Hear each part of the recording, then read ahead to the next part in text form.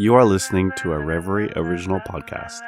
Please download the Reverie app to get the best in queer film, TV series, music, and podcasts. Stream out loud.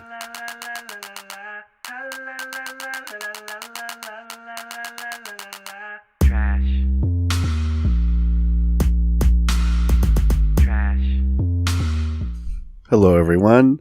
Welcome to Podcast of Color, where 4 trash bags come together to make some sense of this world. My name is John, and I'm so thankful for my eggs. My eggs.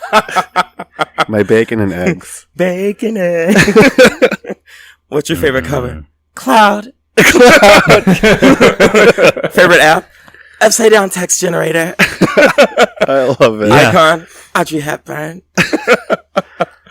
I'm Rakeem, and Sasuke, seek me when you want power. Oh. You know, we were talking about Melania Trump, and you were my favorite one of her is like when they do the close up of her face with her squinting, and then it says like in Comic Sans. Oh, in all her photos, yes. And in Comic Sans, under her eye, it just says like Sasuke, seek me if you want power. She kind of looks like that character from Sound It Out. That character from that anime. This is great. Come on. It's that one where it's a blonde guy and he has blue hair and he wears orange. He's a blonde guy but has blue hair. No, sorry. Blue eyes, blonde hair, and he wears an orange jumpsuit. Blue eyes. And he fights and he wears a band. When you talk about Naruto? Yes! Girl. She looks like that character from Naruto with like the sand on his back. Doesn't she? The one, you know, that guy who carries like a sand vase in his back is like really squinty and doesn't she look like that? Okay. Anyways, Baze, did you want to introduce yourself? I'm sorry, that took me out.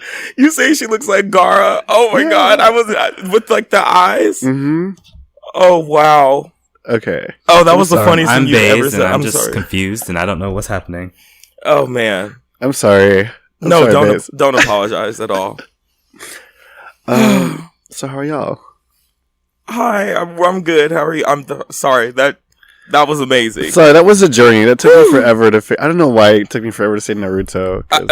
Why are you saying it like that?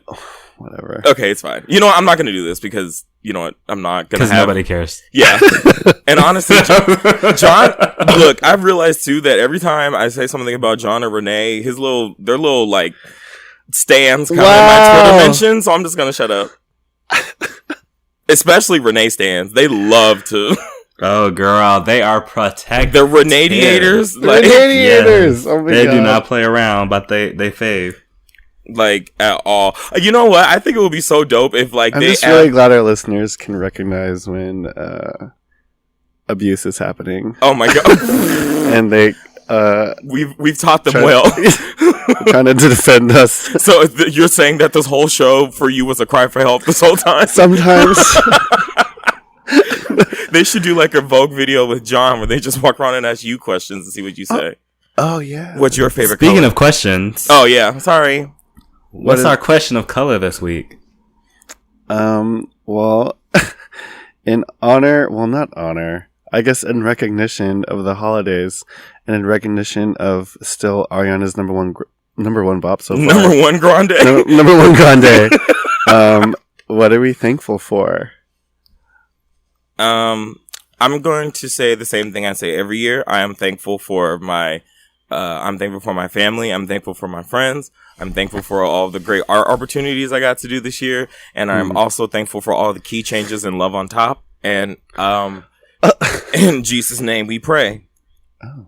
Let the church say, Amen. Amen. God is good. All the time. And all the time. God is good. Amen. Oh, God. This is not a Christian podcast. Huh? So this is not a Christian podcast. Earning that explicit label. Anyway, I'm Baze. Oh, I probably already said that. I'm thankful for, I'm thankful that that I seem to still be doing okay in New York. I'm thankful for my family. I'm York, thankful for my friends. York, I am thankful that I got to see you guys recently. Still. I'm thankful for the connections that I've made since I've come out here. And I feel like my future has a direction, and I'm thankful for that as well. Oh my wow. God, that was really good. Oh, Days. wow. Damn. I'm also thankful you came to visit us. That was so nice. I'm gonna cry. John, anytime I tried to pay for something, John was like, "Not on my watch." Right. Like, I just like. There was one point where I tried to pay for the meter when we went to Roscoe's, and he was like, "What are you doing?" No. I'm, just trying to be chivalrous, non-binary and chivalrous, non-chivalrous. Okay, I don't know about that one. Chivalrous? Chivalrous? Oh, to take your pictures. How about you mind your business and worry about you and your That sounds like an infection. Okay, well, I'm John, and speaking of infection, I'm thankful for my health. That I don't have. Wait. An infection. But if you do have an infection, I'm not trying to make you feel bad. So, you know how last week we called you Queen of Segways? Thank you. But yeah, for real though. I was thinking today. So I started my new position. I am a stroke specialist and working in the neurology unit now. A what? Neurology. What's that first part? Stroke specialist. Oh, okay. What? Are you trying to be weird about? No. Okay. Anyways, I don't get it. I don't know what's happening, but so I don't know how the disconnect. Stroke specialist? Yeah. You don't get the. Oh. I'm sorry. Raise your hand if you're a dumb bitch. Me. Raise your hand if you're a childish bitch. Oh. Are you raising your hand? No, but I'm sure you are. Or you should be anyway. Anyways, seeing people today. I fight people I bumped to in the club. That's going to be my job now. Seeing people today and almost every day who've had a stroke. And so I'm like, fuck. Oh! Yeah. Oh! What did you think I was talking about? Oh, girl. Yikes. That's why I was like, are you trying to make fun of that? Yikes. I just realized, okay. Never mind. I forgive you. So yeah, I get to see people who've had a stroke.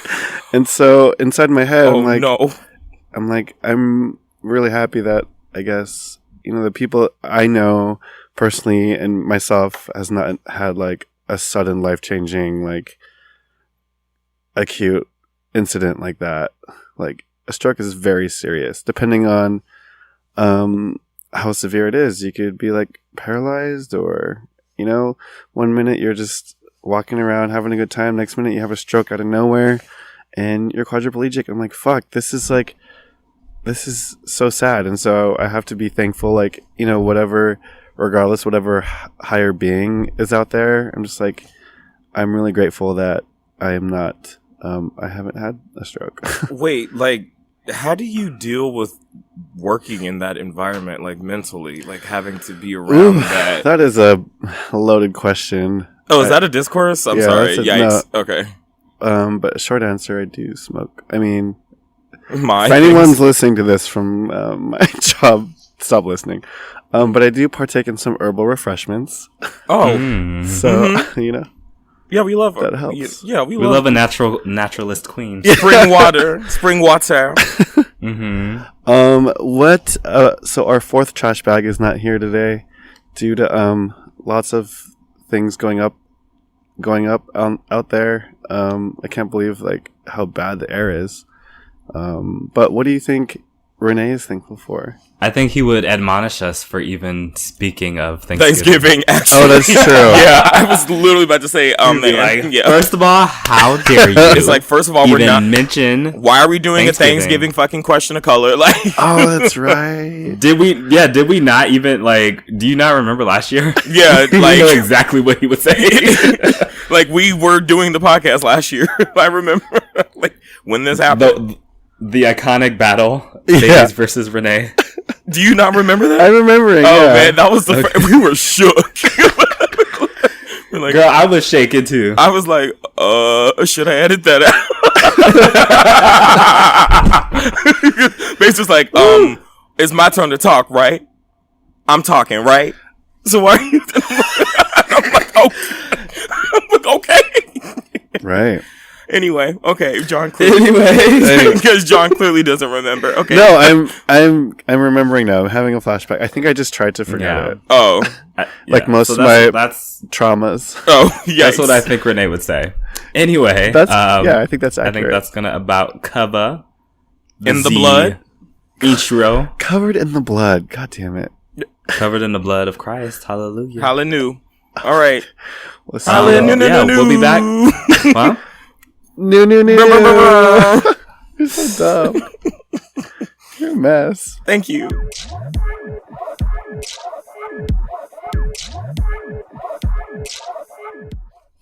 What up? It's Minutes of Color. Yeah. Color. You guys ready for some fun? Color. Minutes of color, dude. No, wait. Yeah. Welcome back to Cock Destroyers.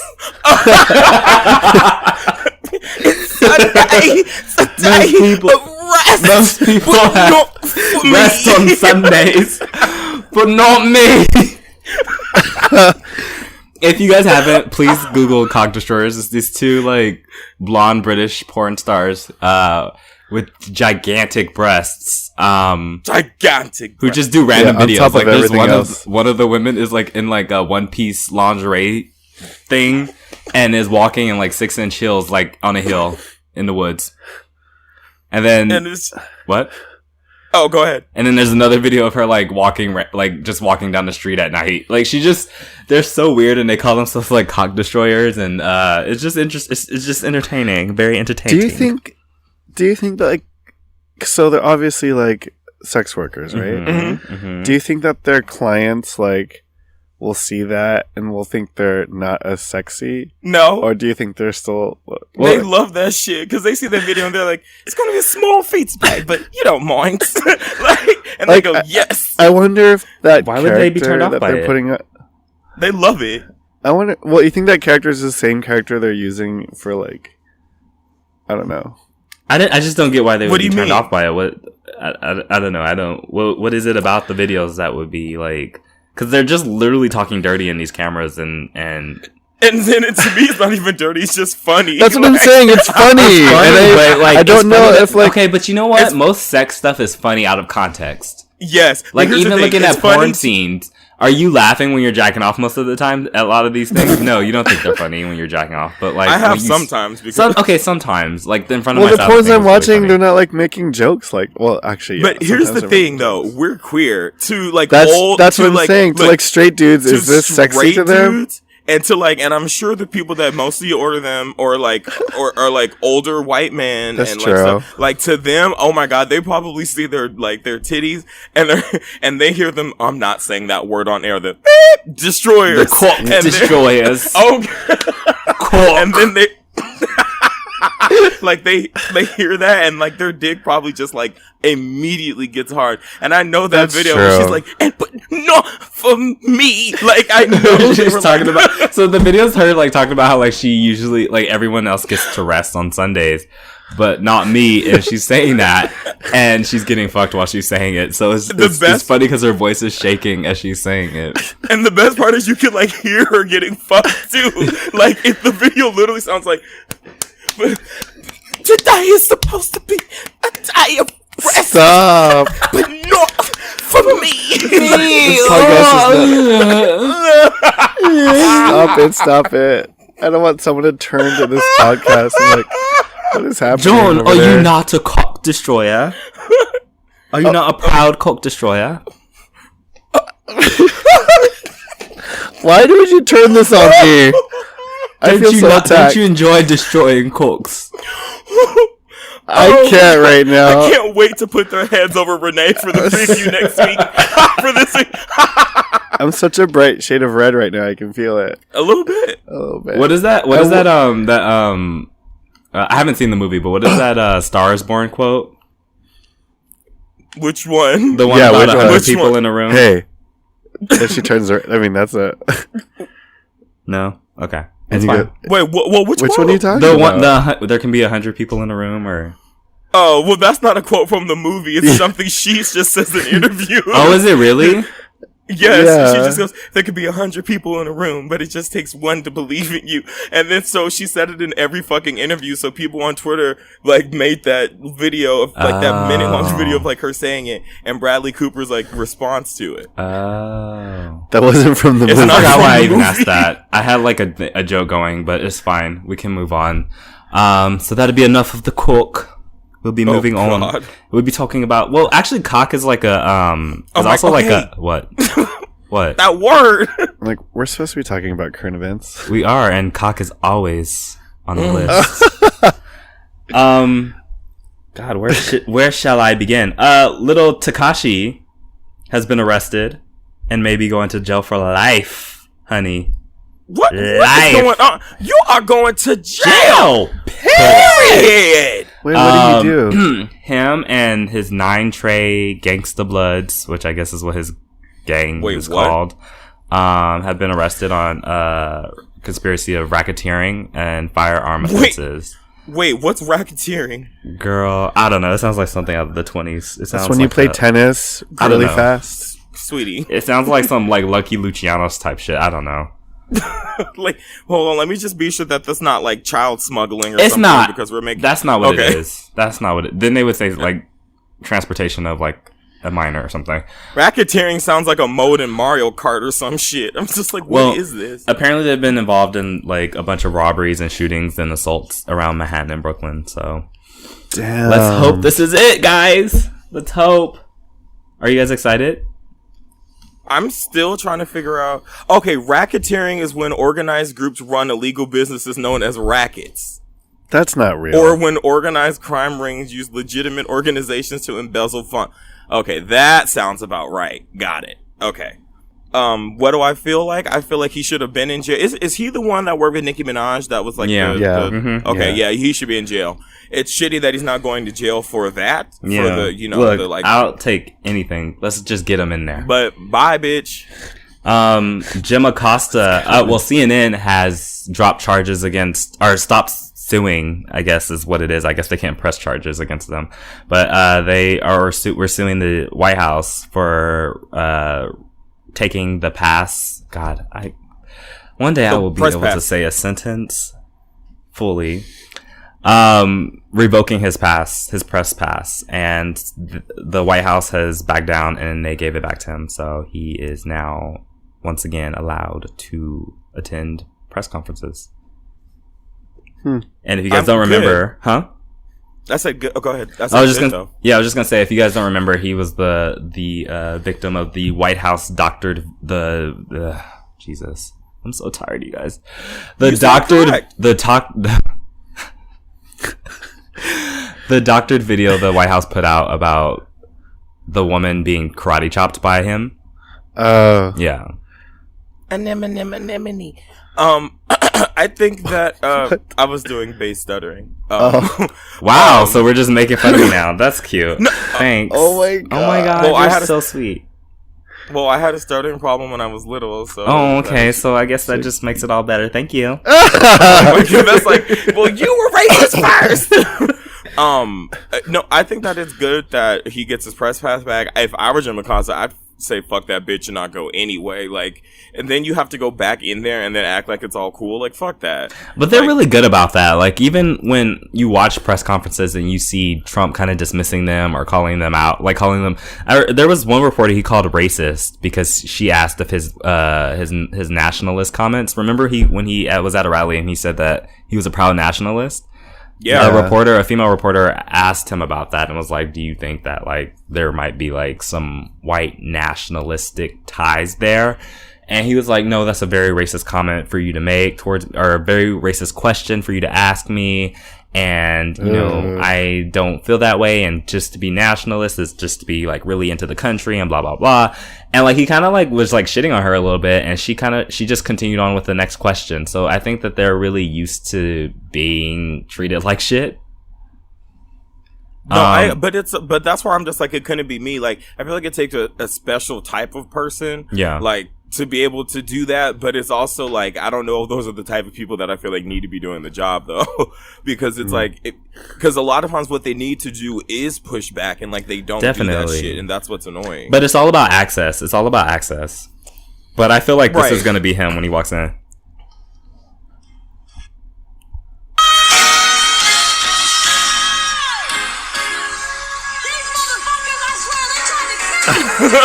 He's so dumb.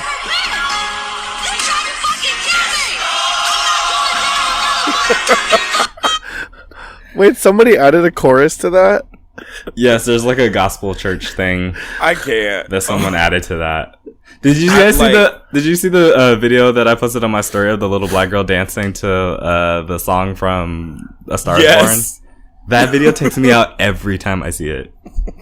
Because it fits perfectly. It really did. Like when she, like, there was that inspirational moment in the song, and she like lifts up her leg, and everyone in the crowd is clapping and like hooting and hollering for her.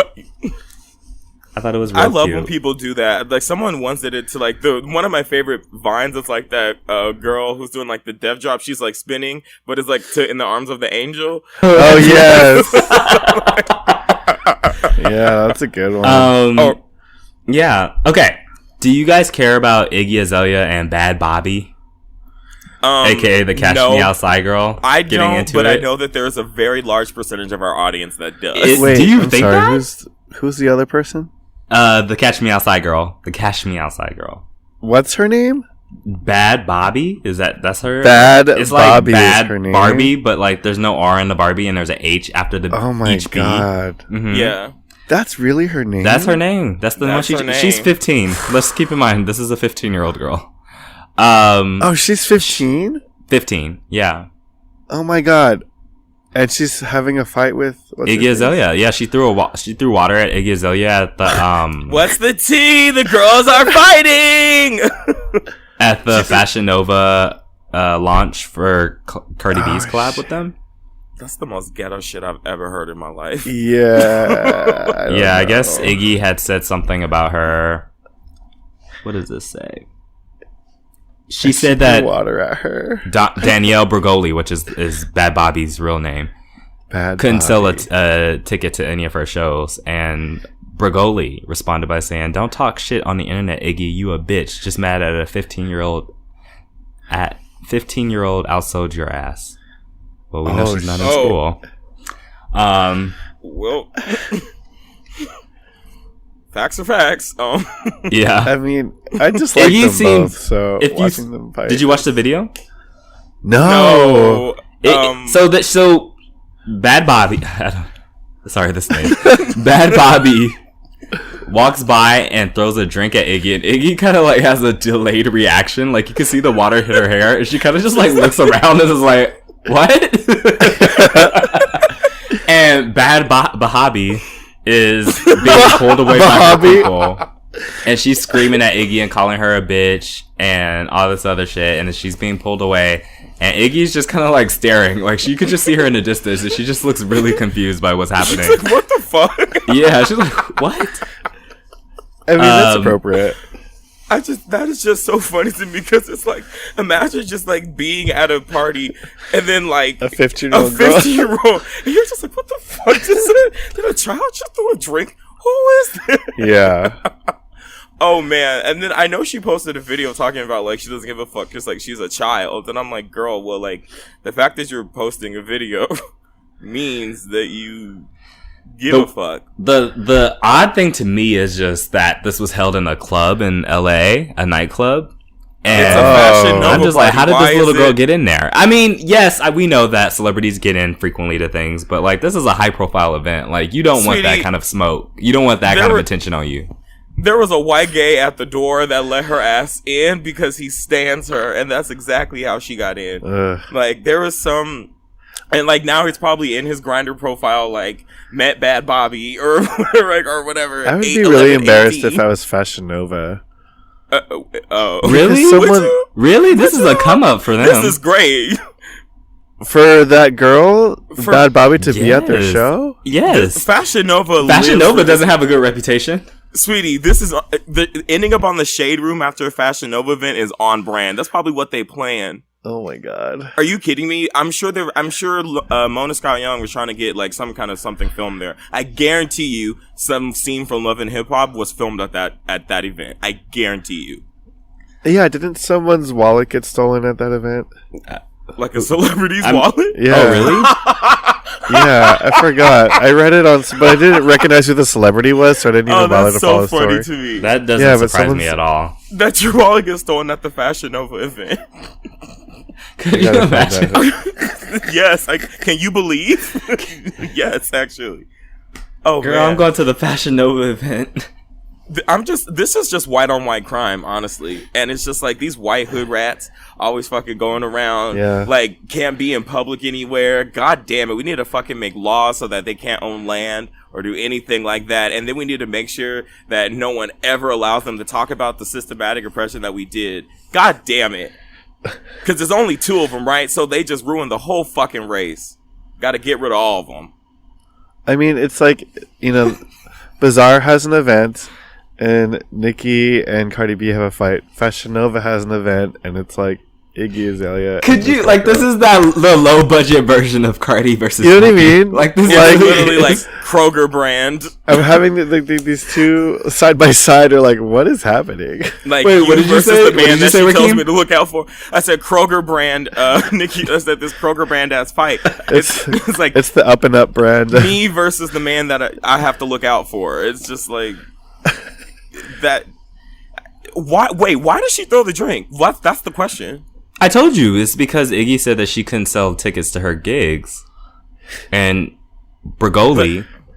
I don't know if I like Brigoli or Bhad Bhabie less. Like, I don't know which one is worse. Brigoli sounds. Brigoli. Wait, that's an Italian something. That's a dish, right? That's a food. I'm pretty sure that's a food. Brigoli. Brigoli. Oh, wait, I can't do that. You're white, so yes, you can. Brigoli. Brigoli. It's a meme. It's a meme. Brigoli. Yeah, so Brigoli responded by saying that she outsold her. So that's what it is. Brigoli. Imagine being outsold by a bitch named Brigoli. I'd be pressed too. Damn. 15 years old. Anyway, Stacey Abrams and Andrew Gillum. Well, I'll say Andrew Gillum, who was running for senator of Florida. Governor of Florida, conceded his race. Stacey Abrams did not concede her race, but she acknowledged that she lost. So No, go ahead. I have a joke, but keep going.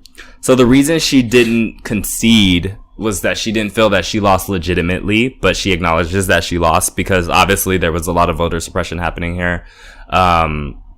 There were a lot of cords, quote unquote cords, missing for voting machines. Paper was missing for ballots. It just was like a lot of obvious voter suppression. And even with the recounts, she didn't win, unfortunately. But obviously it's also difficult to look at this as a situation where she lost legitimately because so many people reported that they couldn't vote. Like, so many people were in line for hours trying to get their vote in. And I'm sure many people left. I would have left, honestly. Like, if I had to wait more than 2 hours to vote, honestly, I probably would have left. Yeah, I would have too. I mean, it's like you can't blame people for that. And it's during the week. People got jobs. People got kids. Yeah. I mean, it's just kind of like at this point, I mean, it's blatant. And it's just like, I cannot believe that, nothing happens. Like, nothing's going to happen. That should... somebody should get fired. I mean, honestly, people should be rioting. Like, legitimately, this is a reason. Like, this is a reason to riot. It's a serious offense, I think. You're just taking away people's rights. You know how people are always like, oh, yeah, well, if I was alive back then, I would have been at every fucking protest. Yeah. Now's the time, bitch. Like, that's, So according to Rolling Stones, she announced a new organization that she's I don't know, I guess she started it. It's called Fair Fight Georgia. It's an operation that will pursue accountability in Georgia's elections and integrity in the process of maintaining our voting rolls. Damn. So I think obviously that's something I've said obviously so many times. Sorry. I think that something that the Democrats in general should be making their number one priority, because if you can't get anything else done if we can't vote. Right. Nothing else matters. If we can't even vote, then nothing else matters. Yeah, I agree. So, what didn't the Democrats say that like the first order of business they were going to do in the House was introduce something about voter suppression? I didn't see that. Well, yeah, tell me more. I wish I could. Oh, okay. It's just I just heard that somewhere. I don't know if that's true or not. I will do the research. That would be great. I'll let y'all know next week. How about that? That's more than what I expected from them, because so far that hasn't really been a priority for them. Well, we'll see. I mean, yeah. We have until 2019, so we'll see what happens. Like, I was going to say, though, about, like, Andrew Gillum. Like, I saw someone, like, think his name was, like, Andrew Gullah, like, Gullah Island. And, like, and I was just, and I had to be like, sweetie, that's not, I'm not saying who said it, but. It wasn't me. No, it was not John. It sounds like it's me, but it wasn't me. Oh, no. But, yeah. Guess who? Hashtag guess who? Oh, do you really want us to? No, I'm joking. I was like, this is messy. No, it's joking. So, anyway. Sadly, last week, Kim Porter died. Now, I know she was a model. I don't know much more about her other than she had kids with Diddy. Oh. But I was reading, what was it? Janelle Monáe's Instagram post, and she was talking about how Kim Porter had introduced her to Diddy and some other people in the game, and was responsible for the trajectory of her career. Whoa. Yeah. Wow. And how she frequently helped, young women in the industry. So I thought that was pretty cool, but I wish I knew more about her because I really never knew much about her beyond Diddy. Yeah.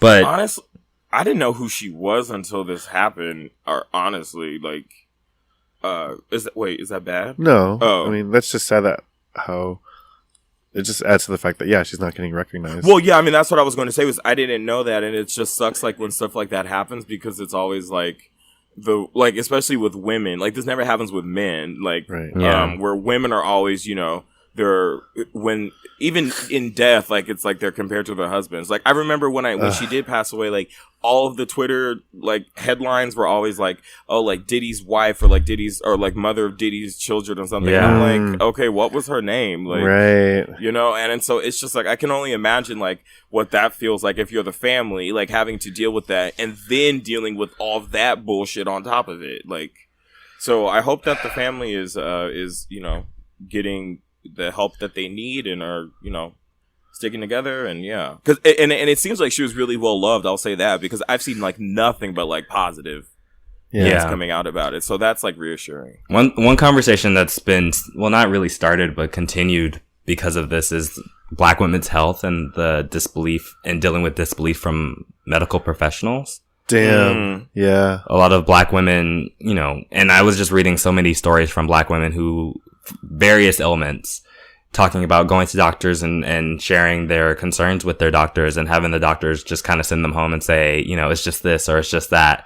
And then next thing you know, they have to deal with, things that are threatening their lives, things that should not have even gotten to that point. Right. Like Serena Williams, right? Yeah. Yeah. Yeah. Her complications during her birth. During her childbirth. Yeah. She was complaining about how much pain she was in. And then they weren't believing in her. And I think turns out she had like a clot. Mm-hmm. Right? Wow. Yeah. And that's like insane. That's like if someone complains about like pain in their legs, you immediately, at least what we're taught in the hospital is like you immediately assess for a clot. And they weren't assessing her because they didn't believe her. And it's just like, I could see that shit because I see that happen at work. And it's like, you guys, if this is what the patient is saying, you have to go with what they're saying. But yeah. But racism. Yeah. It's insane to me that you were literally in a hospital where someone is giving birth. And because of the color of their skin, you're not going like what like that has you have to be let me not even say insane. You have to be a dumb kind of bitch. Honestly, I think you should get your license revoked. No, whatever. Absolutely. Like what the fuck? Yeah. You shouldn't be working in healthcare if you're not listening to everybody. Like, why be there? Right. Like, I once had a talk with someone who wanted to be a doctor, and they had said something like, well, I don't like Obamacare or something because that means, like, I'm going to get paid less or blah, blah, blah, blah, or something like that. And I was like, What?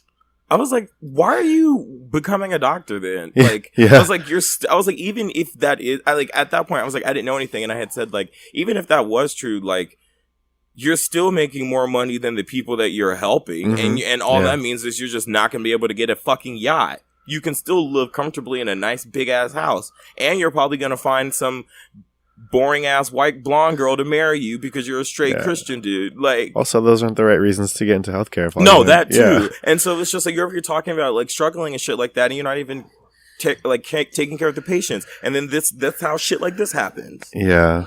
Like from what I'm reading, and it's mostly on Twitter, so do with that what you will.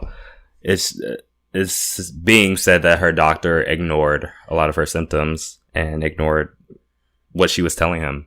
And that's just super common with black people and people of color in general, but like specifically with black women. There's just a disbelief. There's an expectation that they can take more pain or deal with ailments better than, other races of people. That's crazy. And it's really fucked up that black women have to then kind of play their own doctor and make sure that they're like watching out for themselves because the people that are being paid to look after them are not doing their job. That's unfortunately very real. Oh, man. Trash. I mean, isn't something like, I forgot the statistics on black women who die in childbirth, but it's much higher. Right. There's actually the name, God, I wish I can find, I'll try to find it by the end of the show. There's a name of a black female sculptor that actually does work that like directly related to this, where like there are sculptures that are to scale of organs and like the human body and like torso that's like exposed, but you can also see like the black skin so that it's like you can visibly tell that it's like a black woman. Yeah. And it's meant to like show you that like black women are literally composed of like the same material, like it's to scale of a human body, but you can see like that it's a black woman, and but like they're in slits, and then they're like hung from the ceiling so that it looks like really disturbing, and that you're seeing like the figure of like a black woman, but you see like the insides. Yeah. Kind of like that movie Cell, huh? Cell? That Jennifer Lopez movie where like they hacked up all, like, do you remember that scene when she was in a horse? I've never seen that movie. The only Jennifer Lopez movie I know is Enough. And like that's where they, like that exhibition Bodies where they. Oh yeah, I know that. It's like that, right? With all the bodies are dissected. Sorry. Yes, no. It's actually kind of like that, but I'll try to find it by the end of the show because it's like some really powerful shit. Yeah. I send it to the group chat. I want to see that. Yeah. Yeah. So in Chicago, 26-year-old Jamel Robertson, a security guard, was shot by cops. What I guess happened was some patrons of the club that he was security for got rowdy and had guns apparently, and also were shooting at him. He was able to apprehend one of them. And when the cops got to the scene, he had a gun as well. So I think he shot at the people too. He had apprehended one of the guys. When the cops got there, they saw a black man with a gun and they shot him. Damn. Yeah. Jesus. So that's crazy. Wasn't he in uniform? I don't see that information. I'm just like, you would probably be wearing a uniform and. Sorry. I would imagine, but again, cops don't get to the scene and ask questions. They get to the scene and they see a black person and they shoot. It's literally like I'm like annoyed at the fact that like I was apathetic when you first said it, because it happens so fucking much at this point. I'm just like, of course it happened, and like at this point it's just like what do you even say? Yeah.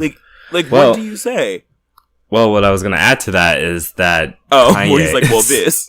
Well, actually, no, I mean, this doesn't change anything, but Kanye dropped $150,000 on the family of the guy, of Jamel. Great, and still choke.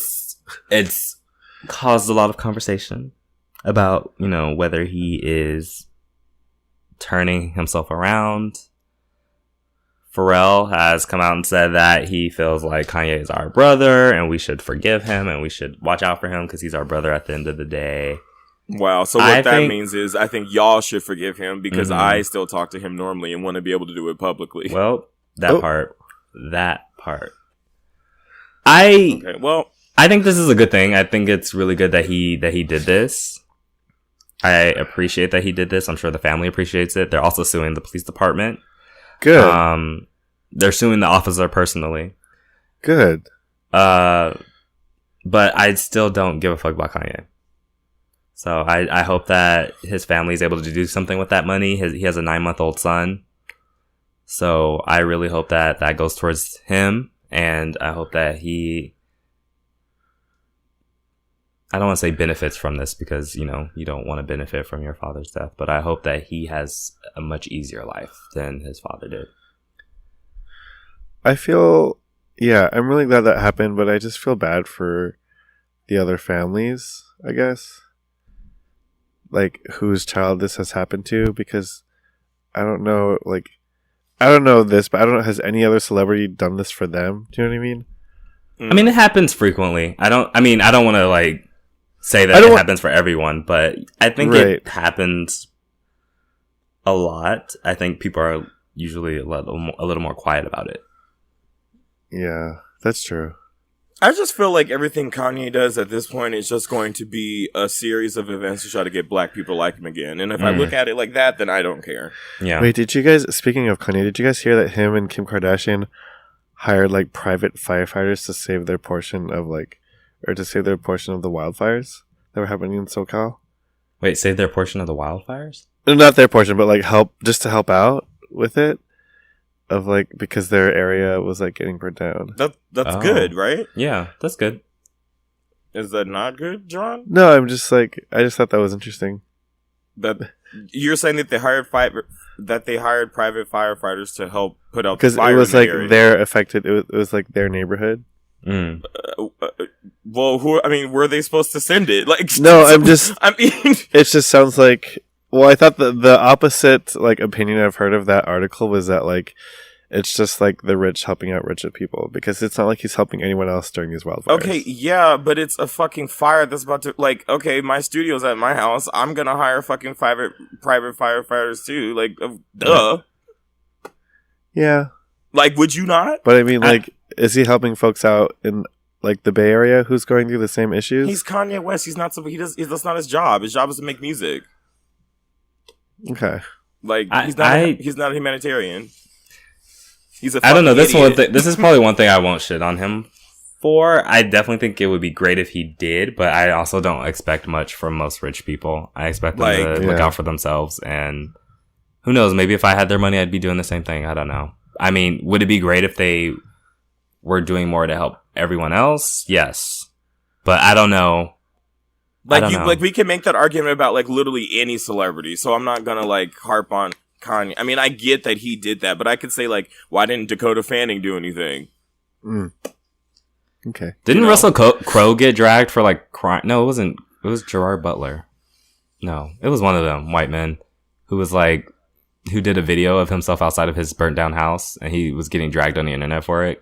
Shut up. Wow. No, I didn't see that. Yeah. I guess like I don't know. I guess he was like making it out. I believe he was being overdramatic, but I haven't seen the video, so I don't know for sure. I just wondered if maybe one of you guys had seen it. No. Okay. Well, moving on. Nerds, white male nerds across the world have discovered something that most of us have already known. Bill Maher is a piece of shit. Oh, God. Yeah, Black parents have yet to find out that Bill Maher is a piece of shit, though. Really? Older black people love Bill Maher. Oh, my uncle does. My uncle is actually who got me into his show. Yeah, I used to watch it. Why do gay nerds? What? So he said in response to people mourning Stan Lee, 20 years or so ago, something happened. Well, this is according to Vulture, if y'all want to look it up. 20 years or so ago, something happened. Adults decided they didn't have to give up kid stuff anymore. And so they pretended comic books were actually sophisticated literature. Yeah, so this is not a direct quote, but quote after that. But he basically links it to Trump getting elected. Somehow comic books have made Americans dumber, and that's why Trump is president. Yeah. Whoa. That. And that's his response to Stan Lee dying. Maybe he's right because your dumbass just made that dumb statement. So, what? So he's gonna. Okay. So we're gonna ignore all of the white supremacy that happened, all of this Islamophobia that Bill Maher himself has spewed to make white people hate brown people to go vote against them and go through Trump. We're going to ignore the fact that white women sit there and let their white husbands do all of their white hate in the white voting box with their white pencils and white check marks. And then Bill Maher gets on his white ass show with his white guests and spews his white bullshit, but let's blame Stanley and fucking Marvel, right? Because it's his fault. Like Beto losing was like Beyonce's fault, and people's house burned down, and it was Kanye's fault. So let's just blame all of the fucking black people and like blame everybody. Well, Stanley's not black, but he raised a generation of niggas. Let's just blame everybody but the people who are supposed to be blamed. And you know who those people are? Shall we take a guess? Want to guess, John? No. My thing is, this man is friends with Ann Coulter. Bill Maher's friends with Ann Coulter? He's like best friends with her. That I found that out because I used to watch his show frequently. Oh my and God, they would talk about how like at the end of the day, this is all just politics, and we should all be able to just have a drink with each other after we start, having our debates or whatever. Ew, I know they fucked. Ew. It's very clear and obvious that his like liberalism is just a talking point for him, and it's not something he actually lives. It's very clear that he like fetishizes black women. He used to date Corinne Steffens. Wait. Yeah, him and Corinne Steffens used to date. Wait, yes, Superhead? Yes. Wait. Yes. Wait. Yes. Yes. It happened. I was just as shook as you are now when I saw that. When I saw a picture of them together, I was like, wow. Wait a minute. There's pictures? Yeah, go Google it. Wait. Superhead. I'm scared to search this. Superhead. I mean, there's not videos of them doing anything, but you will see pictures of them together. Oh, yeah. Weird. Yeah, he's frequently like, he's very anti-religious, period, but he's a stickler for pointing out how what much in the more Mary J. Blige is this? How much more backwards he finds the Muslim belief to the Christian belief. Like, he's like, our religion is bad, but you guys have to admit that being a Muslim is way worse than being a Christian. Yikes. He's bought into the belief that Muslims are terrorists and are more oppressive to women than Christians. I think didn't he call Obama like a house Negro or something? Or he said he wasn't black enough or something like that. I'm sorry. No. You just said that Bill Maher dated Superhead, and I'm looking at pictures and... what? Yeah, it's real. There you go. He looks like if Benedict Cumberbatch was like a P&P gay, and Stop. he's like dating Mary J. Blige in this picture. What is happening? He looks like he was like... His forehead is gigantic. Rihanna is shaking. The Super Bowl can happen on Bill Maher's. What is happening? He looks like he was gestated in a sack and he just was born. Like he just came out of it right now. He looks like a pickled human. You know what he looks like? He looks like Ivan Ooze. Yes. Stop. Oh my God. Do you guys remember that Power Rangers movie? Yes, I remember that with the skydiving scene in the beginning and the opening. Iconic. Yes, Tommy was hot. Anyway, back to the Billy topic was at that hand. bitch though. Huh? I wanted Billy to bareback me. Really? Oh, wow. okay. God damn I it. was not into Billy. I was very much into Tommy and that ponytail. Oh no, them glasses that with Billy the undercut. Would have. But when who'd you say? Sorry, you said Tommy. Tommy with the undercut. No, when Tommy was on screen, it was quiet. But when Billy came around, when Billy came through Lord with his Jesus. overalls, yeah, he could his glasses and overalls. get it. Anyway, Bill Maher is an all-around horrible human being, and everyone else has already known this, but white men have been freaking out on Twitter about it and are just shook that this man who's been a huge misogynist, he's so misogynistic, who's so racist, who's so Islamophobic, could be a dick about their hero dying. And it's like, yeah, well, welcome to the club. Yeah. This episode is just white on white crime, honestly. Like, white people are wilding this week. So midterms have them shook. So you may have heard me stand a little bit for Invasion of Privacy. I have, because, you know, I really enjoyed that album. It was really, really good. However, Time Magazine has named it the best album of 2018. And I'm just a little bit confused as to how they came to that conclusion. It makes no sense to me whatsoever. Yeah, I'm confused by this as well. We're talking about 2018, correct? Like 2018, the year of Chloe and Halle, the year of Janelle Monáe, the year of Black Panther, like the year of.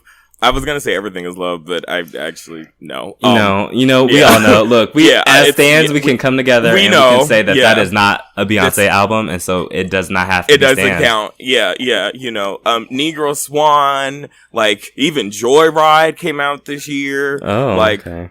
That's an interesting decision. You know what? Fuck you too. Joyride? Josh just looked up at me and said, "What?" Oh, Tinashe.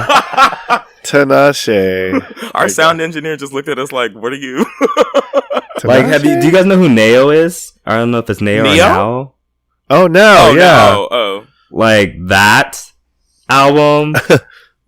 Like, come on now. There's a lot of things like Asian Doll's album. Who? Was still Asian Doll.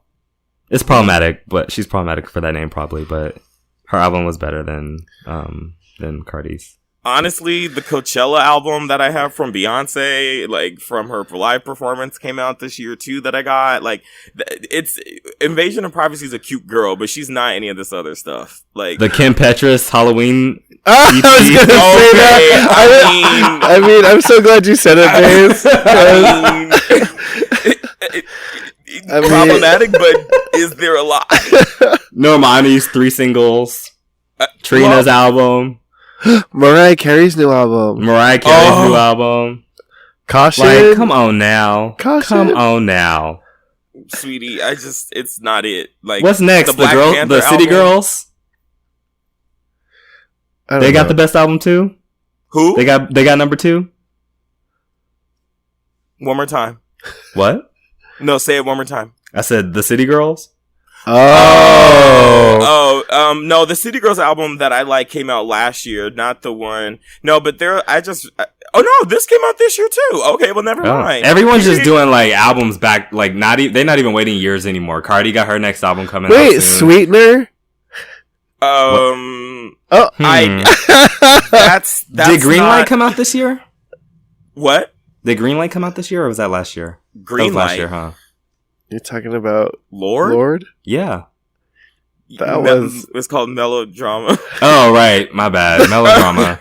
I was like... The single. Either way, Melodrama. Did that come out this year or last year? That was last year. Oh, okay. Well, never mind. Wait, so who would you guys give album of the year to? I would give it to Chloe and Halle. Same. It's my favorite project of the year, hands down. Time said that Janelle's album is number 2, which is the only thing I agree with on that list. Can I ask you guys a question about Dirty Computer really quick? Okay, like, here's the thing. I love it to death, but like, the more I listen to it, it's kind of corny. I've heard some other person say that too, like, that it's trying really hard. Like, it's just more like the more I listen to it, there's a lot of like cringy moments. Yeah, but I like that. I like corny, so like I like when she does it, but there's just certain songs where I'm listening to this like, oh my god, like I would feel secondhand embarrassment if this was being recorded in the studio. I mean, I wouldn't say that I enjoyed every song on the album, but I definitely thought the body of work as a whole was really good. It does have, and I was just into it. I thought she took risks with it, and I really enjoyed it. I just mean that lyrically, I guess, but like I enjoy it. Like sonically, I think it's dope. But lyrically, some of the things I'm like, girl, I guess. Like the point is, it's better than Invasion of Privacy. Yes, I mean, and here's the thing: we love Invasion of Privacy, and we do. We stand. That album was so much better than I thought it was gonna be. Yeah. Like, she really went off. Like, what was it? Get Up 10? Like, that song, like, snapped. A bop. I'm actually surprised you guys feel this way about her getting the award. Or, not award, but... Why? Well, I mean, I still have ears. Oh! Here's the thing. We know that it's a good album, and we know that, like, she deserves all her accolades. The best album of the... All the accolades except for this one. That's not being a hater. That's being... Yeah, that's being realistic. We can all acknowledge that Everything Is Love was not the best that it could have been. I think culturally it's had the most, like, pop star impact. Then call the list cultural impact. Exactly. Don't call it the best. Okay. Like, just because you're popular doesn't mean it's of quality. I just think it's gotten across to, like, as corny as that sounds, it's like everybody hopped on. I understand what you're saying, but and Camila Cabello wait, what? had a song that everybody hopped on too. It was one of the songs of the summer. Does that mean it needs to be on the list? No, yet it is. I don't trust this list. This is exactly why 25 won over Lemonade, because like 25 was, I guess it was on the radio and it was everywhere, but Lemonade was obviously the superior album, and yet that's right. That's right. Okay. And on this note, really quick, City Girls, I'm done. I'm done. It's not even, the music's not even good enough. Young Miami was on The Breakfast Club, and she was saying she stuck by her words that she wouldn't want her son to be gay. She compared it to breaking something in the house. She was like, if your mom said that she would beat your ass for breaking something in the house, she wouldn't actually beat your ass for breaking something in the house. So that's how I feel about my son being gay. So you still don't want him to be gay, but her cousin, she works with a lot of people in the industry that are of the LGBTQ, community and whatever, but she still doesn't want her son to be a member of that community.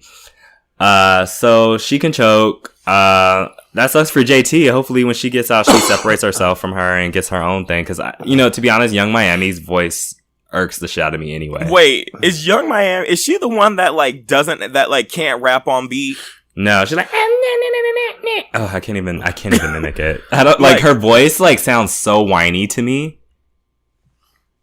See, so you like JT? JT's voice I like better anyway. See, here's the thing. I just found out about the City Girls honestly, I really did think they were the Claremont twins until literally the last one.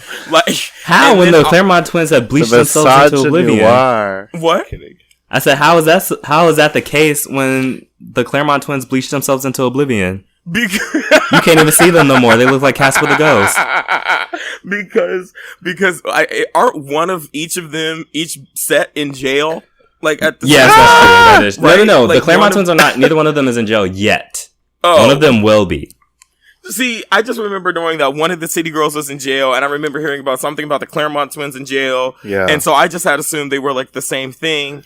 So I just found out how fucking problematic they are, and I felt terrible because Where the Bag At is my favorite hip hop moment of this year. I listened to that song that they have with Cardi today. It's still a fun song to listen to, but the rest of the album is garbage, and the music isn't, not that the music should justify the bigotry, but it's not even good enough for me to care enough. But it's if you're gonna be a bigot, at least be talented. At least be a talented bigot. You know what I mean? Girl, at least make it hard to Come on understand now. you. Wow. Okay. Anyway. Mariah's album was just okay to me, and that's all I have to say for today. Oh, I disagree fully. I thought it was a full bop. I liked it a lot. No skips. Maybe I'll listen. I thought it was excellently curated, and I literally think this album is just her laughing at people that are not as talented as her. I think it's amazing. Maybe I need to re-listen. I've only listened to it once. It's a really good comeback, I think. It's actually, Mariah actually did what a lot of people have been trying to do she took her sound, it sounds like Mariah Carey songs, but what they would sound like in 2018 and 2019, as opposed to Mariah Carey trying to do, it sounds immaculate. It sounds like growth. It sounds current, but also still her brand of 90s fun. The girls R&B. need to catch up. People need to give Mariah Mariah writes her shit. Wait, time out. Did you guys see that Glitter is the number one album on iTunes? Oh, is it? Yeah. Someone was like, well, if you don't think votes matter, look at iTunes Wow. because the gays have voted Mariah Carey's Glitter to like best movie soundtrack. You know how we were talking like 3 minutes ago about how Time Magazine has Cardi at number 1 and you were saying why you didn't get the big deal? This is why. Oh. I see it. Well, And with that, we'll move on to the discourse. Discourse.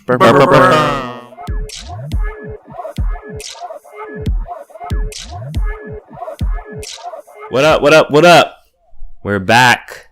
Just Thanks. over here discoursing about being ourselves and our comfort in that. And You're like, because I was like, being wait, how do I want to ourselves. phrase this? Being ourselves, being comfortable in our ourness, and where we do feel our most comfortable. Huh. So, I guess the question is, where do you feel most comfortable being you? Like, where do you feel most comfortable being you, and how do you use that in spaces where you don't feel quite as comfortable? Ugh. If at Who's all. going first? Am I going first? Yeah, you go first. yeah. Okay, so when I heard this question, I thought about that song in Blood Orange's the newest album. I don't know what the song. I think the title is Family. I don't know the titles of any Blood Orange songs. Like No, the most recent one with Janet Mock is doing this like little intro, and she's like describing what family is. I know, it's just all his songs sound the same, so I can't identify the title, but I know the song you're talking about. And she's saying families where like you're around people, you don't have to shrink yourself, and blah blah blah. And so this question made me think about like this exact week, which is the what most people are celebrating is Thanksgiving. And so like I feel the pressure to hang out with my family, but my family's like wow, they're gonna be so mad if they hear this, but whatever. I mean, we have this problem anyway, but like I feel I can't be as queer as I want to be around them. Like I can't even have a conversation on pronouns around them, and it's really frustrating. And so do they know about Campaign Proper? They do. They just, I don't think they understand how important it is to me. I'm sorry. It's okay. And like we had this conversation recently about like the pronouns they and them, and like they didn't think that was a serious thing. They were just kind of like, I don't get it, or like they're just being extra, and that was their response. And I was like almost about to cry because I felt like an imposter, like I'm a fraud, because here I am trying to promote something and I can't even get my own family to get on board with this conversation. But you know that's not true. I know it's not true, but it just makes me feel like that sometimes because like, and you know, that's what this question, like, I don't feel comfortable around them sometimes. Like, I don't see, they see me as like the rest of my queer family does. Do you know what I'm saying? Like, I don't feel that comfortable. And so when I get in that space, I just try to remind myself like, but they are my family still at the end of the day. Like I can't, they've been there for me through so many other things that I can't get upset about, about conversations about pronouns. Does that make sense? No, it makes sense. But it just made me think about the Janet Mock quote where it's just like, I feel like I have to shrink myself sometimes because I feel like now I feel bad for taking up space and I feel bad for bringing up this conversation because whatever XYZ and my family doesn't get it. But like, but that's not your fault that they are acting like that though. You know what I mean? Like you shouldn't blame yourself for that. It's not my fault, but I just don't feel comfortable like 100% me. And that's like, right. That's the question is that like, I wish that my biological family would feel like how I feel around my queer family. Right. Like when we were all together last week and I'm like, yeah, I could be who I want to be 100%. But then when I go to like places like, around my family or like places like work, when I'm not in my queer bubble, I don't feel like I can be myself. I don't feel safe. And I feel like I have to shrink myself a lot. And I'm like, and I don't know. I guess what was the second part of this question? Like, what do I do to get out of it? Or well, so like, where do you feel that comfortable? Yeah, I mean, and what do you bring with you in these spaces to make you feel more comfortable?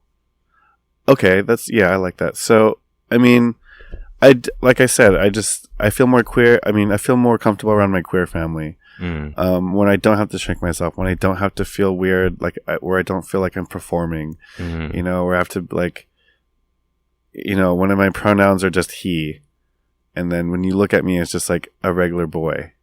For me specifically, like I'm not this like regular gay dude, you know, and that's how my family and they've come a long way already just to see me as a gay person, and I appreciate that. But now like they don't understand that me, and then some of my friends and like my trans friends, like they don't understand our experience, and it makes me feel like shit sometimes. But I guess what I'm doing is that I'm remembering that how important my friends are to me, and that they are like my family as well. And so when I go into spaces I don't like, I feel like I'm mentally bringing in people with me. You know, like I'm about to enter like a war zone, so it's like to help me feel better, I'm mentally bringing in all my friends with me, so I feel like I'm safe. You know, like kind of like Garnett. You know, there's two people in there, and so in me, I'm like, there's like I feel like I'm an experience, and that there's a lot of people with me. Does that make sense? That's beautiful. I've never seen that. Was I just spoiled? I've never seen that show. It's okay. It's like not. Wait, it's fine. what? You'll forget about it and then you'll watch it, but you should watch it. Garnett's an experience. Oh, I can't even.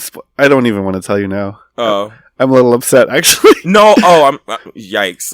I'm sorry. No, it's okay, but you need to watch that episode. Okay, I'll do that immediately. Okay. Sorry, but that was beautiful. That was really beautiful. Shall I go?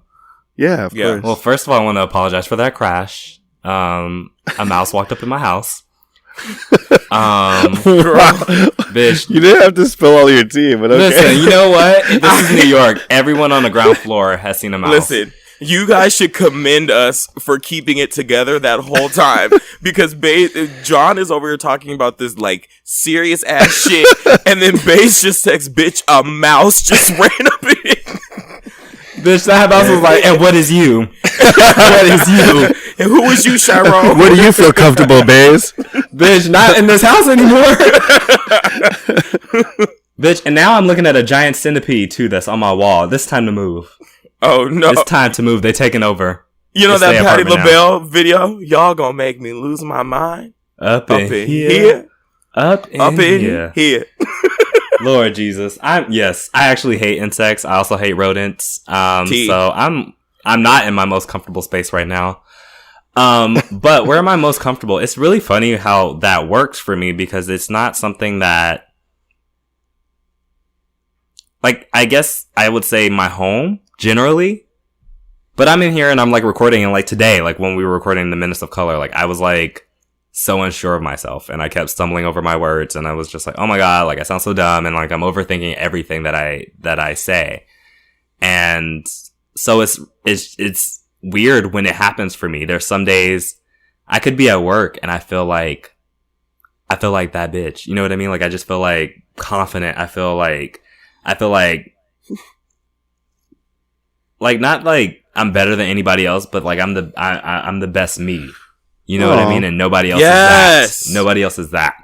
So there's times like that. There's times when we're recording where I'm here. There's times when we're at the club and I like feel like I'm that bitch. But I don't know. I can't control it. And I think that's the weird part for me, is that when I'm at my most comfortable, it's so unexpected and it just happens. And it can happen in any space.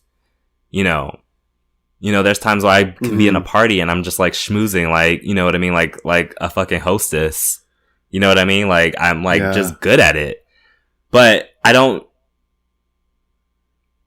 there's times when I don't. And there's times when I feel like the exact opposite. There's times when I'm at home and I'm just sitting here and I don't feel comfortable and I don't feel like myself. And so that's part of why I was asking this question, because I wanted to see what you guys had to say about it, because it's something that I definitely still struggle with.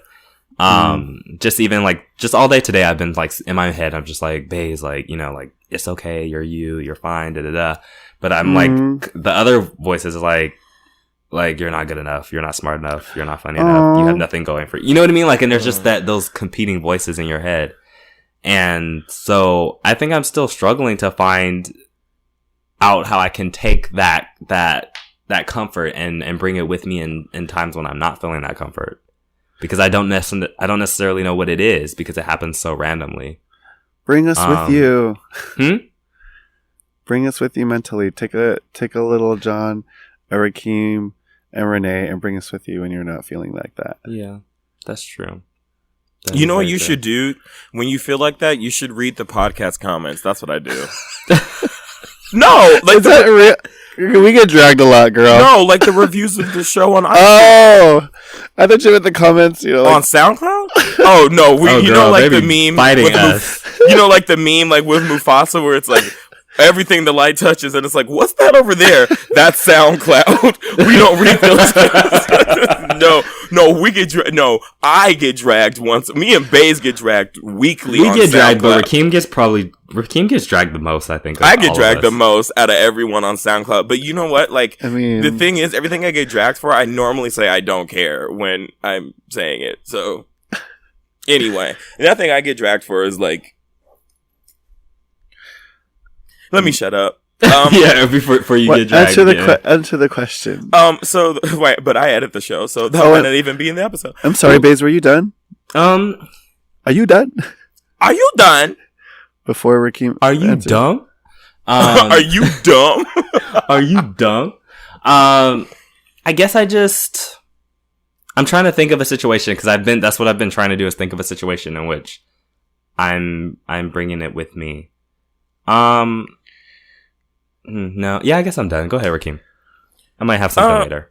Okay. I mean, I think I'll be relatively quick too. I mean, honestly, the funny thing is, I feel like I'm the most myself when I'm recording the show, to be honest with you. No, I really, and it's funny because when we first started doing it, I felt really, really exposed, like, after doing it, like, really exposed after doing it, because it was like, we talk about a lot of stuff on here, and it's personal stuff. Yeah, and I mean, it's essentially like our friendship is public, right? Yeah. And it's like, I feel like for me, I've always been my most authentic self when I'm around y'all, and like when we chat or whatever, like we all, but it's like, you know, there are so many times on the show where like John and I will like look at each other when you say something, or like when we might say the same thing at the same time, or Baze and I will say the same thing at the same time, or Renee will get a reference that like I'll say, and like he's be the only person that will get it in the background, and it's like we all have like these little moments, right? And like, because we've been around each other so long,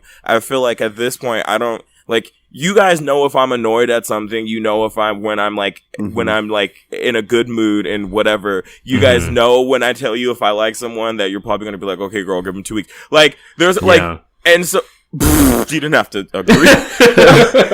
I mean, no. That's so unfamiliar to me. So for me, it's like, we're talking about the holidays. Like, I've never really felt like, I'm the same with you, John. Like, where I've never really felt myself. I'm able to be my most authentic self at holiday. Yeah, because it's like, I don't your family. Yeah, like, I don't even know who knows I'm gay at this point. Like, I thought everyone knew, but then I guess people like don't know. Like, I don't even know. And at this point, it's just exhausting to have to like constantly explain it in your own house. And it's like, it's funny because it's like, my studio, which is probably like the location where I'm probably like my most myself, is in my house, which is the location where I don't feel the most myself. And it's like this like weird, it's like weird. It's this weird thing. And it's like, well, I won't share that because that's for therapy, not the podcast. but isn't that interesting though? Like, as queer people, like, this is an interesting time for this question, because a lot of us are being forced to like migrate or spend time with our biological families or whoever, and like we all sort of feel this way, and like, and for them it's like the opposite. Like, this is their holiday where they get to let loose, but for us, holidays are like revisiting our traumas and our like whatever, and like shrinking ourselves. And like, I want to let loose on the holiday. Like, I think this is why like Pride for me is so. This is a weird transition, but like Pride for me is such a holiday because I can let loose with my queer family. But when it comes to like the holidays celebrated by the rest of society, I have to feel like I go back into my closet just a little bit. Yeah. I mean, I think like for me, it's interesting because just in the way that my family interacts with me. Like when I was in LA, I had like dinner with my family, and okay, sorry, I just saw the bug again. Oh, sorry. I really did not mean to react to that. Your roommate was like, "Shut up, roommate." You said you only Like, recorded there for are 2 people trying to hours. sleep in this house. We pay rent too. Shut up, Bitch. Okay, now I want the mouse to eat it. Maybe. Anyway. Woo, It's too big. House centipedes are too damn big. On this Sorry. episode, you should put a mouse over his. I don't know. I think maybe I'd rather have the mouse than the house centipede. The house centipede had too many legs. You're putting episode 79 featuring the critters in Baze's apartment. Like they get on, we interview them. You know, in Disneyland, there's that critter country. That's basically Baze's. Okay, I'm having too much. Literally like Pokemon Go, but like in your house. I'm tired. You know what? When I lived in LA, I never saw a mouse in my life. Now I live in New York. I see that nigga every other day. Oh my god! Wait, a quick mouse story. I got chased by a mouse down the street in downtown LA on Saturday night, and it was fucking terrifying. I'm like walking down the street, and like one of the street lights went out, and I just feel like a little like my foot kicked something, and I just feel like. Was it a mouse or a rat? It was a mouse. If it was a rat, I would have cut my foot don't off. be so insensitive. This is Baze every day. I'm sorry. I know, girl. These rats do not play. If it was a rat, I would have cut my own leg off. There's no way. Bitch, if it was a rat, the rat would have cut your leg off. If it was what? If it was a rat would have cut your leg off. They don't play. You step on them, bitch, it's over. Oh, maybe, but girl, it just started like chasing my foot. And when I tell you, I ran and like the girls in the crosswalk, they were like saying, like they were yelling at me in Spanish. I don't know what they were saying. It was just like, help, bitch. Stop Jesus laughing. Christ, right? SOS. Wait. Okay. So anyway, where we feel comfortable. Yes. Well, huh? Oh, can I make an edit to my answer? Yeah. I guess I wasn't talking.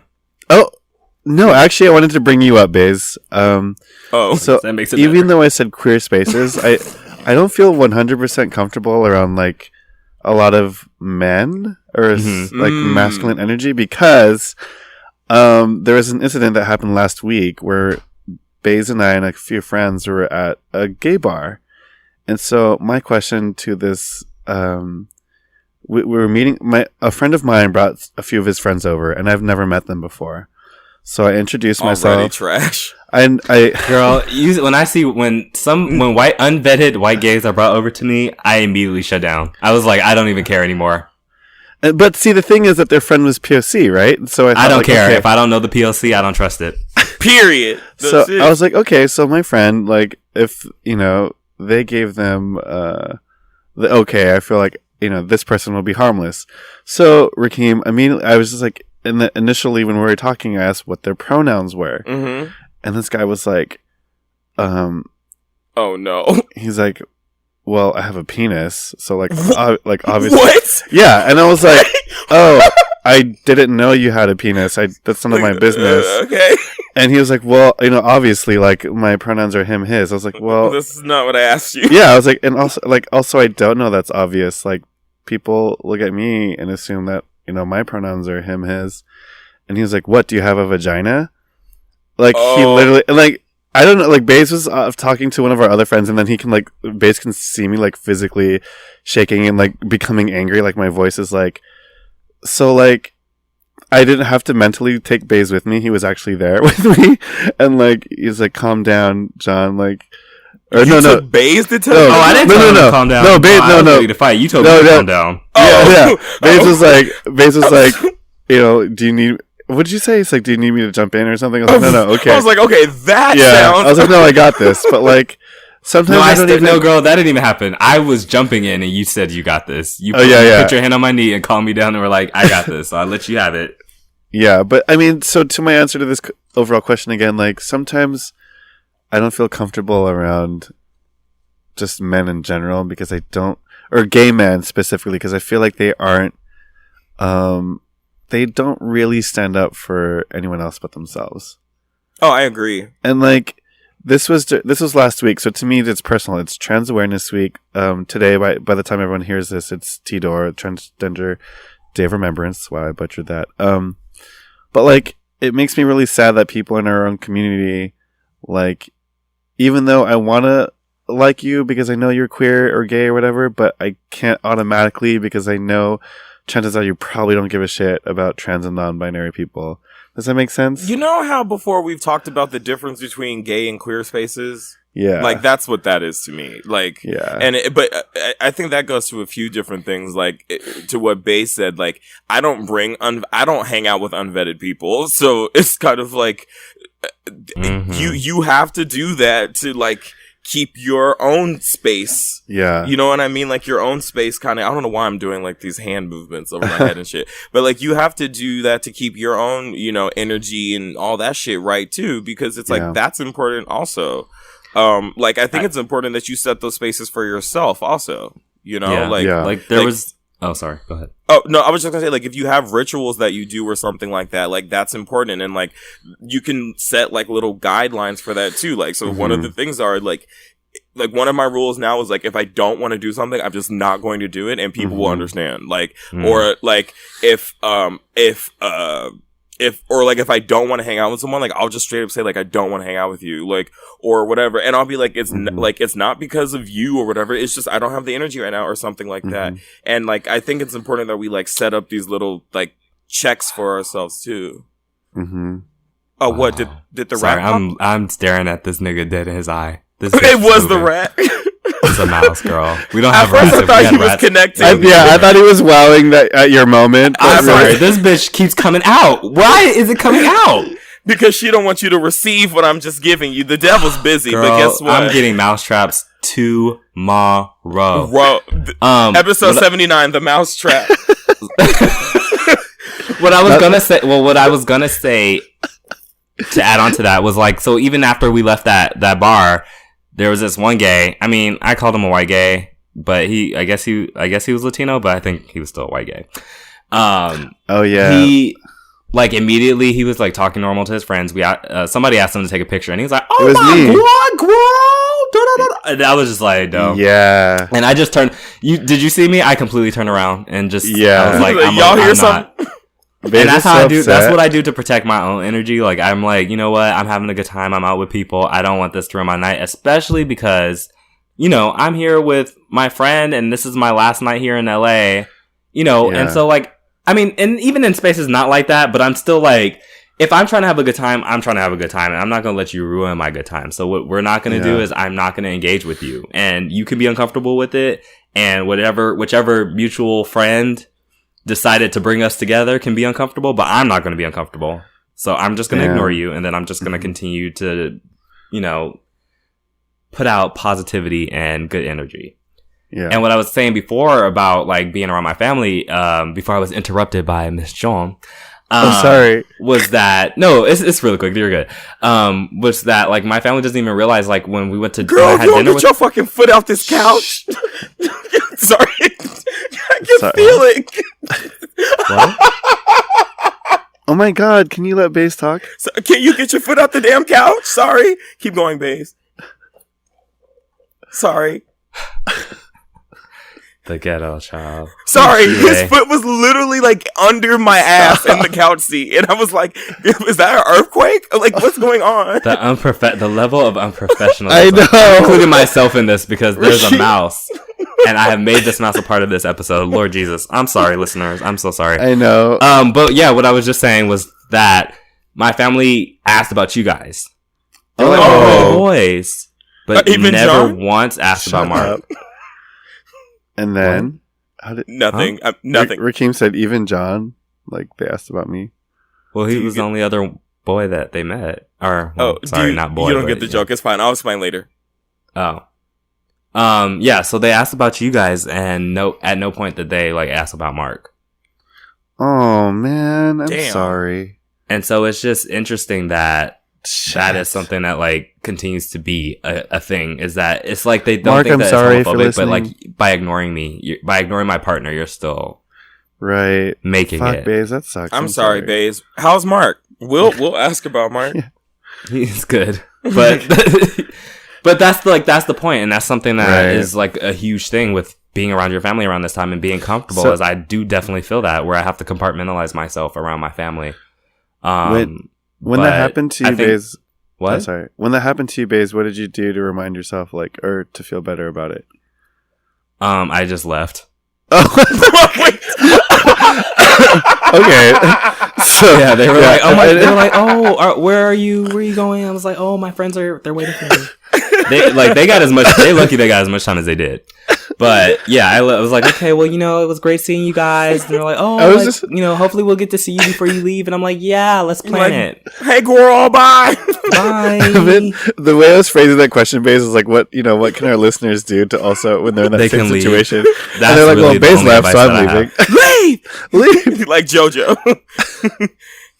Yeah, that's really all I could come up with in that specific situation. In situations like that where I'm so uncomfortable that I really like, there's situations like that where there's nothing I can do to make myself comfortable, and I need to leave. That's what that situation is. That's super valid, Baze. Like, I know I laughed at it just now, but like walking out of whatever, that's a totally valid like solution sometimes. Like if you know yourself, you physically can't be there. Like the other night at the bar, I had to get up and pretend like I was getting a drink because I couldn't sit there anymore. I felt crazy for a minute because I'm like, am I in a queer space, or is this person like making, like, I felt like I was going crazy, and like if it weren't for you and the other friends being there calming me down, I would have been like, wow, I feel so betrayed by this community right now. They count on that. That's what people count on. And like I was like, let me just walk away before I. That made me realize like why the vixen like left. Like that time in the reunion. Real. Like no, for real. Like I came to this realization like not too long ago. Actually, like that was the situation. And like she needed to get up and like go, because like it's not a situation where like people are there and they don't have like your best interest or like willing to listen. Yeah. And you need to get up and get out of that situation if you know yourself. Yeah. And you can't handle that correctly. And that's real. And that would be, since we're almost getting there, that would be some advice that I would give to some people too. If you are in a space where you're able to safely walk away from something and not like come back to a crazy repercussion because of that, then I would say walk away, because you know yourself better than anyone else. And I feel like if someone is pushing you to the edge of either some emotional trauma or whatever, and you feel like you're going to react in a worse way than walking away, then choose walking away. Yeah. Right. If it's going to benefit you, and everyone else at the end of it, then you walk away. And I think that's a valid answer. I love when we have discourses like this and then we just learn shit. Yeah. So then I guess my last question is, because I don't think any of us actually answered it. What's something that you bring with you into uncomfortable spaces? And it may not have to be to that extreme, but like what's something that I did answer this. What did you say? I said I mentally you said you think of us and you pretend that I think of my queer family, I think about you guys, and I think that I always remind myself like this situation is just temporary.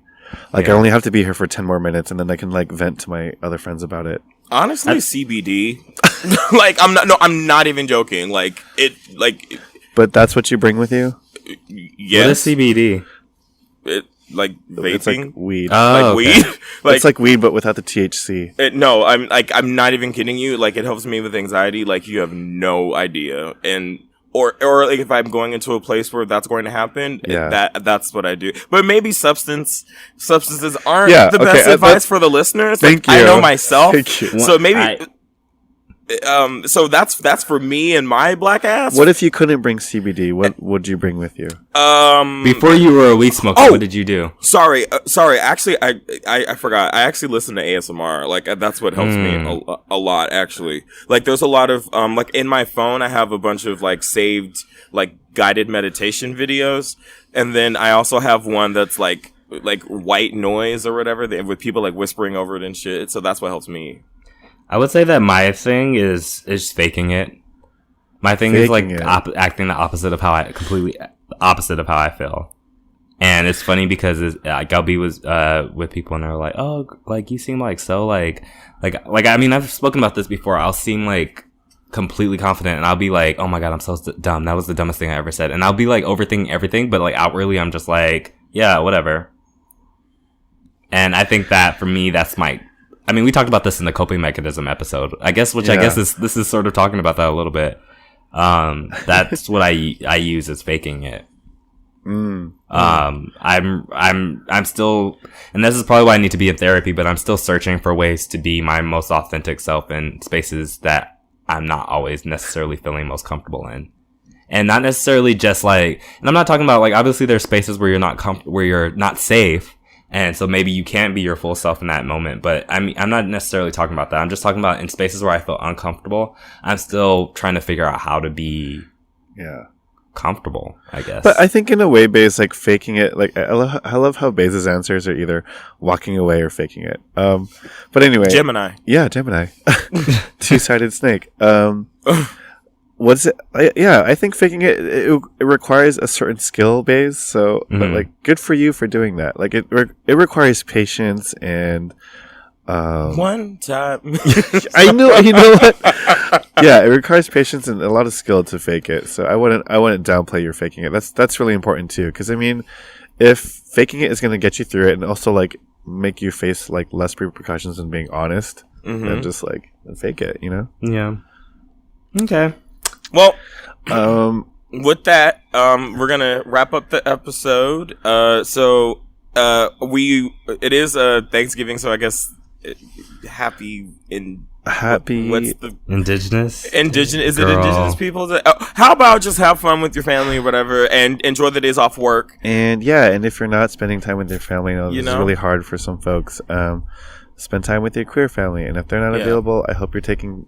Spending some time with yourself and doing some self-care for you. And we really wanted to give y'all an episode this week because it's supposed to be a week of rest. But no. You know what? Wait. Yeah.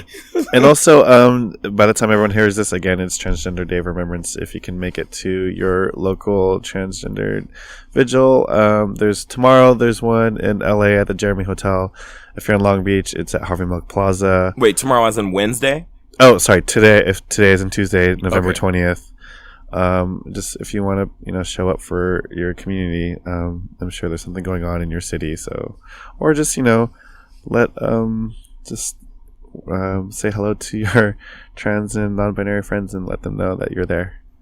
And lastly, I have 2 pieces up right now at TSA LA in the Bendix building. I mentioned that I joined a gallery called Monte Vista Projects, and so I was invited to do 2 pieces for an art raffle. So essentially, like, you can get the pieces. They have tickets that are like $15, and then essentially what happens is you pay $15 for a ticket, and then if your raffle number is called, you get to walk up to the wall and like take an artwork off the wall. What? So it's not actually you're raffling for the piece, you're raffling for your slot in the order. So like the first person that gets called is gonna get like whatever they want. Nice. Yeah. So that's kind of how they're doing it. Cool. So yeah, so you can do that, and there's I'll put a link where you can get tickets if you want to do that. So yeah. Baze, do you have anything? I'm just happy to be alive. Oh, and then lastly, also with the same thing, I'll put in the link. There is a free FREE open call for if you're an artist in LA. Monte Vista Project is also having a free open call for people to submit artwork. It costs $0, so go do that, and I'll put the link in there as well. So if you're queer and you're an artist, go fucking submit your work so you can get shown in a really, really, really nice art space. Wow, that's cute. Yeah, like I'm gonna be blasting that because y'all should be doing that, and it's free. Yeah. All right. And then, if you're in the Bay Area, take care. Wear a mask. Yes, mask. Oh, I was gonna say fucking mask off. And is it supposed to rain in LA soon? So also be wearing a mask because all that shit's gonna be coming down. Who said that? Anyway, okay. Well, thanks for tuning in. We'll see you. Wait. We didn't say. Okay, we didn't say you can. You can find us at Twitter on Trash of Color and everywhere else at Podcast of Color. Be sure to email your questions to podcastofcolor@gmail.com. And with that, we will see y'all next week. Most ghetto shit I've ever seen. This episode was really a mess. I live. This podcast is executively produced by Aaliyah J. Daniels, LaShawn McGee, Damian Pelliccioni, Christopher Rodriguez, John Kagandahan, Hakeem Cunningham, Baze White, and Renee Hernandez.